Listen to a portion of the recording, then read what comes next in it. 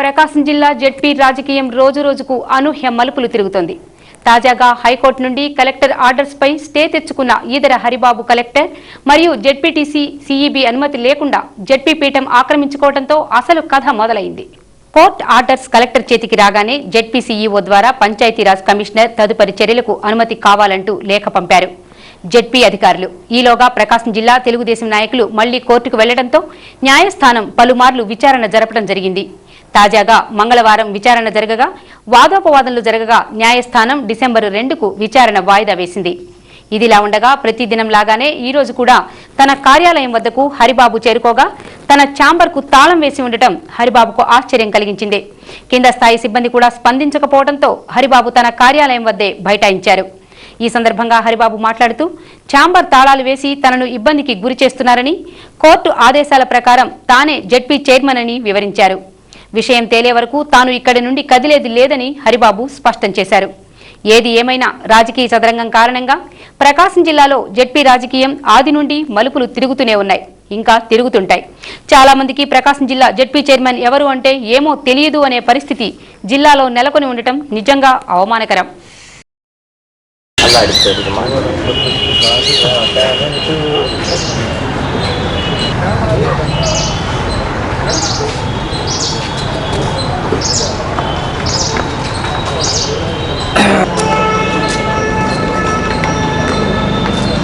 ఇక్కడ అటెండర్ అడిగాను ఏంటంటే సార్ తాళాలు లేవు సార్ మనకి ఆఫీస్ గారు తాళాలు ఇవ్వలేదు సార్ అని చెప్పి నాకు అర్థం కాదు. 10 నిమిషాలు చూశాను, ఫోన్ కూడా ట్రై చేశాను, ఫోన్ కూడా టెక్స్ట్లో రాలేదు. సో ఈ తాళం వేయటానికి తాళం తీసుకోవటానికి కారణాలు నాకు తెలియదు, కానీ ఏదైనా ఆఫీస్ అడ్మినిస్ట్రేషన్ తాళాలు వేసుకొని టయానికి తాళాలు తీయకుండా ఆఫీస్ తీయకుండా ఉండటం అనేది యాజ్ ఎ చైర్మన్గా నాకు బాధ అనిపించింది. నేను చైర్మన్ ఉన్న ఈ ఆఫీస్లో ఈ విధంగా బాధ్యతారహితంగా అధికారులు పనిచేయటం బాధాకరంగా ఉండి నేను ఆ విషయాన్ని అసమ్మతిని తెలియపరుస్తూ ఇక్కడ కింద కూర్చున్నాను. కారణం నాకు తెలియదు కాబట్టి నేను ఇప్పుడేమీ చెప్పలేను. ఎందుకు తాళం వేశారు కారణం నాకు తెలియదు.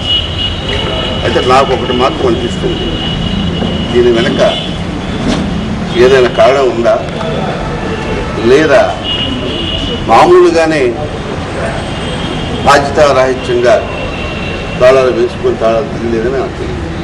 ఏదేమైనా కారణం ఉన్నా లేకపోయినా నా అసమ్మతిని తెలియదు.